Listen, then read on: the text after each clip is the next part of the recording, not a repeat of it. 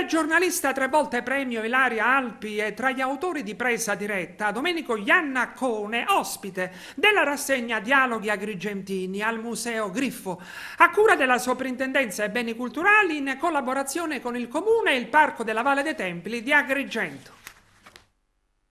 Ma intanto sono onorato di aver aperto questo ciclo di talk, di essere venuto nel posto che è deputato ad essere la capitale diciamo italiana della cultura 2025. Che dire, cioè, io ho raccontato gli invisibili, sono stato l'archeologo che è andato in qualche modo riportando la luce, visto che ci troviamo in un luogo così legato all'archeologia, che ha riportato alla luce le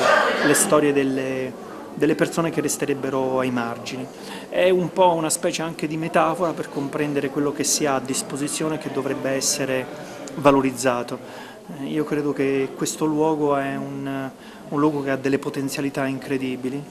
che può crescere, può far generare economia sana, può permettere ai giovani di non andare via. Quindi spero che questo avvenimento così importante per la città possa poi produrre degli effetti e che non sia soltanto uno spot. Io sono venuto qui a portare l'invisibilità, a tirarla fuori, però qui c'è molto di visibile, quindi ci deve essere molta valorizzazione. Oggi qui al Museo Griffo di Agrigento iniziano i talk dedicati proprio alla cultura, alla Valle dei Templi, a quello che è di oggetto principale del nostro progetto. È la prima tappa, si dà il via a una serie di eventi. Già Agrigento lo ha fatto già da tempo, però ufficialmente, anche grazie alla convenzione che abbiamo stipulato sia col Parco Archeologico che anche con la Soprintendenza di Agrigento, quindi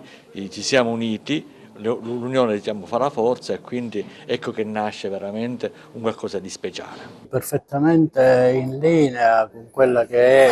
la proposta di Agrigento Capitale della Cultura, che tra l'altro è richiamata esplicitamente nelle motivazioni del Ministero, che è quella di raccontare il rapporto tra l'individuo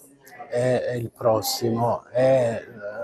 la presenza di Iannacone in una maniera molto intensa, molto emozionale, con il cuore oltre che con l'intelligenza, ci ha mostrato chi sono gli ultimi, chi sono gli invisibili e verso chi ci dobbiamo dirigere nella nostra azione anche di riflessione all'interno di questa iniziativa importante che riguarda la città di Agrigento e non solo, anche la provincia e l'isola di Lampedusa. Una riflessione dei nostri rapporti appunto con il prossimo e con gli invisibili in questo caso.